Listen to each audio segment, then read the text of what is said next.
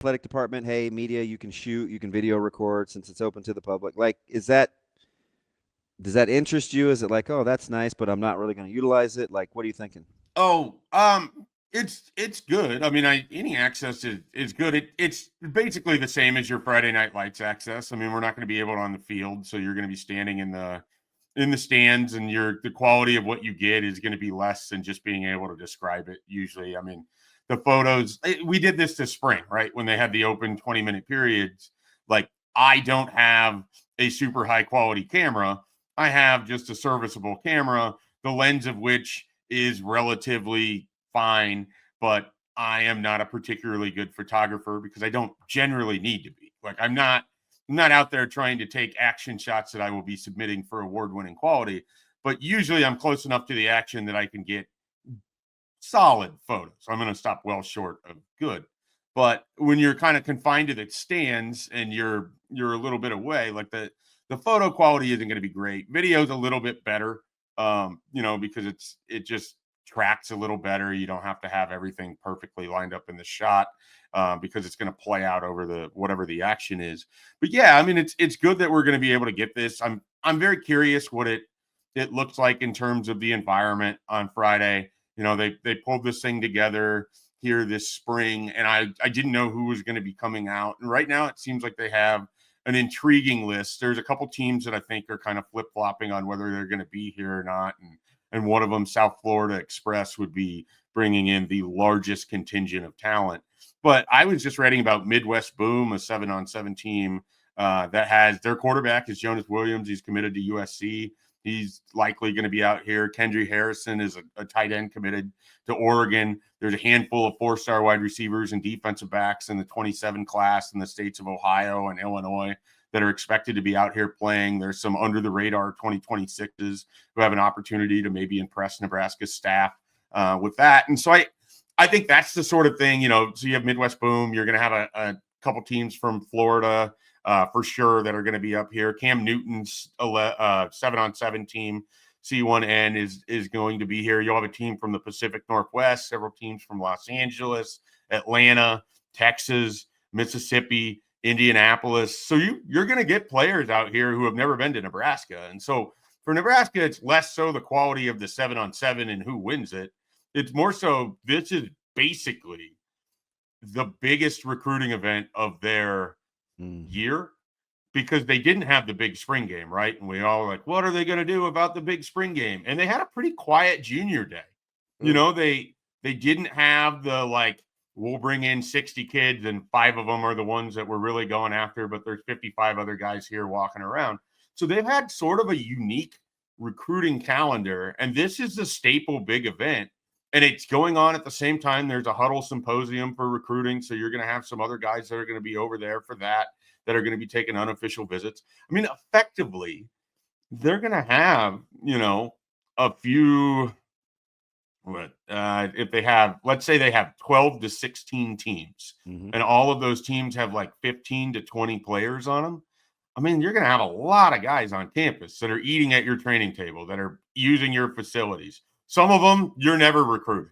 Some of them you're going to see for the first time and could end up on your radar. Some of them you already know about, and this is like getting not an official visit, but getting an unofficial visit where they're coming out here, they're able to compete. You get to watch them athletically, and it's like a camp environment too. So you're going to be able to get the measurements, and you're going to have the height and weight, and you can do some on-field instruction in the morning. And John Butler and Addison Williams can work specifically with defensive backs to see how they're moving and their hips and all of that. And Daikiel Shorts can work with wide receivers, and Dana Holgerson can, watch and see like what stands out to him about some of these offensive players in a way that you wouldn't get if they were just coming in and going through the car wash and doing the tour and having the position meetings and then leaving. So it's a pretty valuable thing. And I am very fascinated to see what the fallout of all of it is. I don't really care who wins it. That's not any value to me, but I'm going to be really interested Saturday and Sunday, just kind of tracking and talking to different people. What was this for you? Because nobody else in the country has done this. That's the thing. I mean, Nebraska has found something that it is owning that no one else has done, that next year lots of people are going to copy. So they get a 1-year window where they get to try this, and it could be pretty successful. And I like how they staggered it too, because he has the Matt Rule football camp that happens on Sunday too. So, oh, by the way, hey, if you want to stick around, we got Yep. Schaefer. And you know, Bill Bush mentioned this to me when he found out about it, and I hadn't considered this. He said when they would have stuff like this previously under kind of different rules, a lot of teams that have like their 7-on-7 affiliated with various high schools might also have some linemen that'll just tag along and they could work out in the camp in the morning. So then, everyone kind of gets 7-on-7 isn't real football, blah, blah, blah. There might be some linemen that are tagging along. They're going to have the opportunity to just go work out with Donovan Raiola and Phil Simpson and Terry Bradden too. So it's not just skill position players. Like they might have some guys in town going through camp that are just there hanging out doing this because they have some buddies playing 7-on-7 and they want to make that trip too, and their 7-on-7 financially can bring them. So there's a benefit to the entire roster here. Jay, if you mentioned that Nebraska, trying to get some 1-year preview of doing this thing that nobody else has really done so far, I imagine they brainstormed quite a few different things to do something that would bring attention to Nebraska. They're always working on that. I wonder if part of it, with the emphasis on guys that love football and guys that are hyper competitive, I do wonder if they maybe do care a little about who wins, or at least how the competition goes, if that makes sense. I think it's less so the final results than if you are a 4-star player, are you the kind of guy that's out on the field all the time? Or are you the kind of guy that just wants to take a few reps, run around, take some pictures, be an Instagram football player, look like, let everybody know that you're on a campus somewhere, and then you're just sitting off in the corner screwing around on your phone?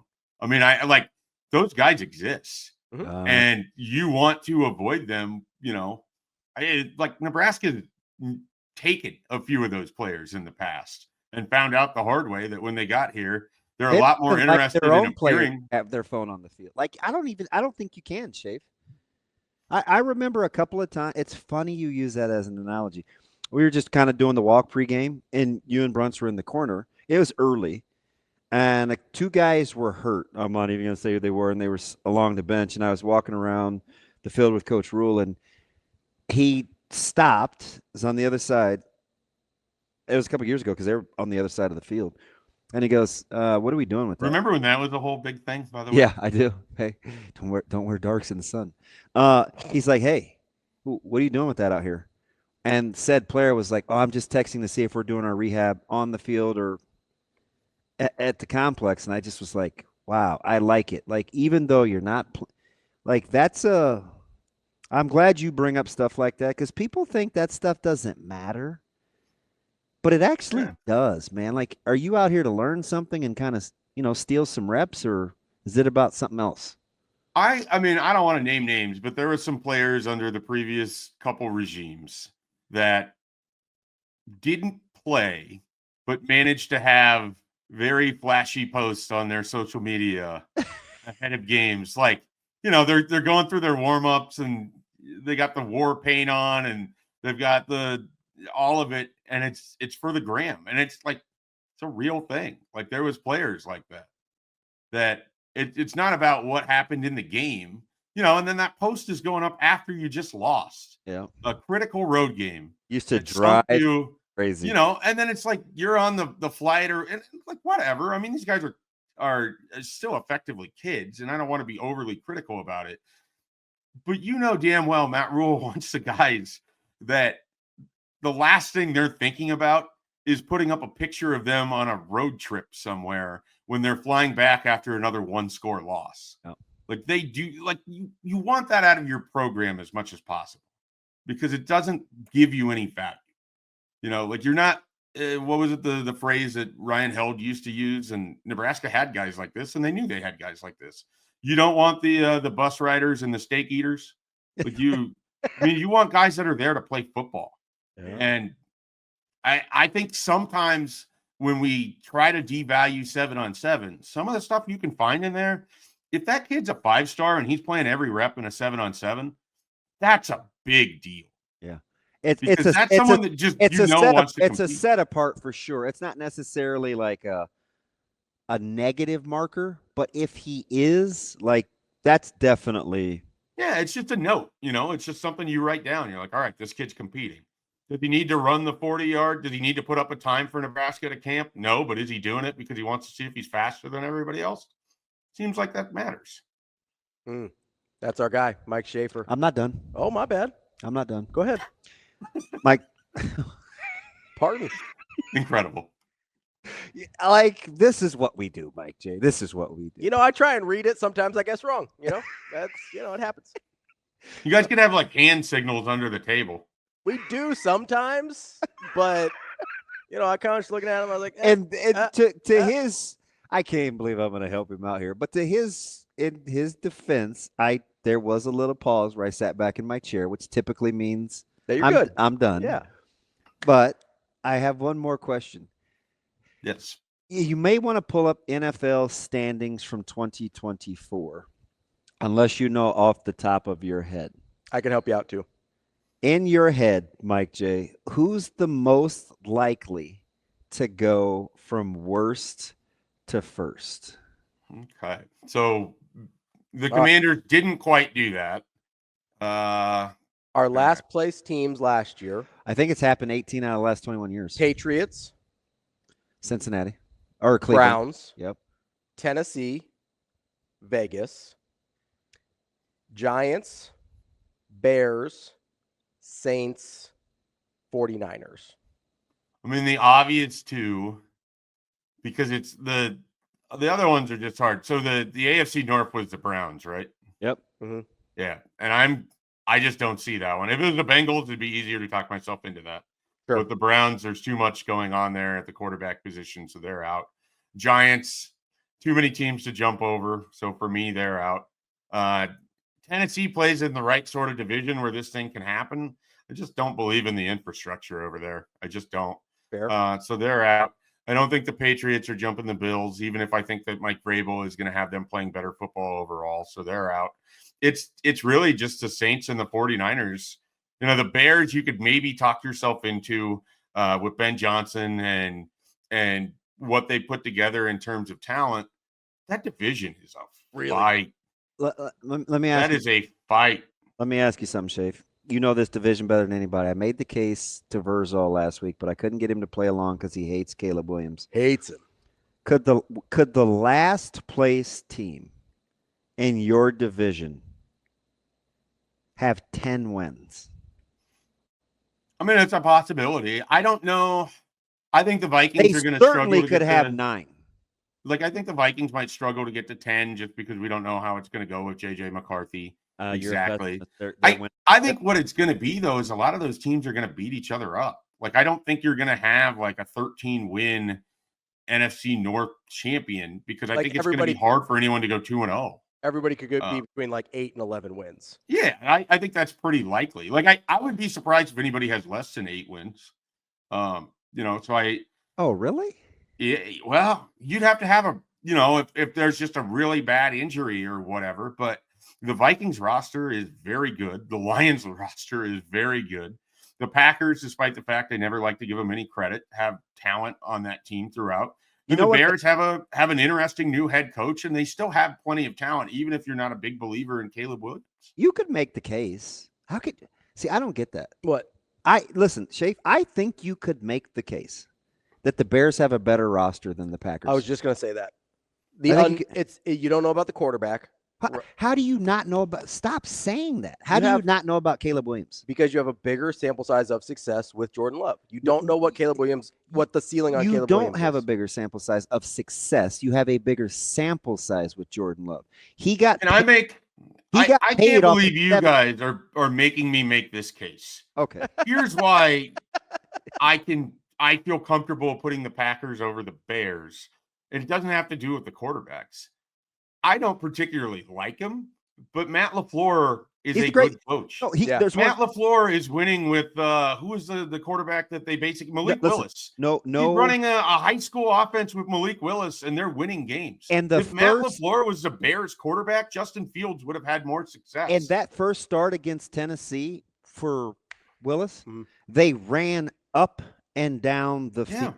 Like, he is a good I don't think they have a loaded roster. I just don't get the quarterback thing. I think Yeah, Jordan Love's fine. full extra fine. year. of He's Jordan Love. okay, but so's Caleb Williams. Like we just looked up his stats. Like the dude is pretty good He for was a pretty guy good. that we take a duker on. He's also I mean, think about it this way: the Packers played the Eagles better than the Chiefs did in the Super Bowl. Now, I'm definitely not down on the Packers. Hear my heart. Yeah, I'm just saying. I think Matt LaFleur is we don't know what Ben Johnson is as a head coach either. I mean, we've seen this before where the hotshot offensive coordinator gets into the big chair and it doesn't quite go how you want. That's the thing. LaFleur is just start with the head coach, not the quarterbacks or even the roster, because I do like the Packers roster defensively. But I mean, the LaFleur is really good, and the Bears have a good roster. That division has some coaches, no doubt about it. If Ben Johnson can win the culture war like some of these other young hotshots like McVay and those guys did, Bears are in business. Bears are in business. I don't know that I want that. I'd be okay if he's just well, you out and the Bears are the Bears. I'm okay. You watched a guy do it. KOC did it. Yeah. He wasn't. Yeah, I didn't think he just wasn't a shirt and pom pom guy. Like that culture, they act like him. They talk like him. Like that's KOC. It's real too. It is not fake. It is not for the cameras. That is who he is. I think day in and day out. I think when players sense that, I think that is big. The guys that are fake for it, players are going to tune that out. And I think Minnesota buys into Kevin O'Connell because it's genuine. It's real. Yeah, I'm with you. Good. Mike Schaefer, Husker247. Appreciate the time as always, bud. All right, guys. Have a good one. Thanks for having me on. Mike Day.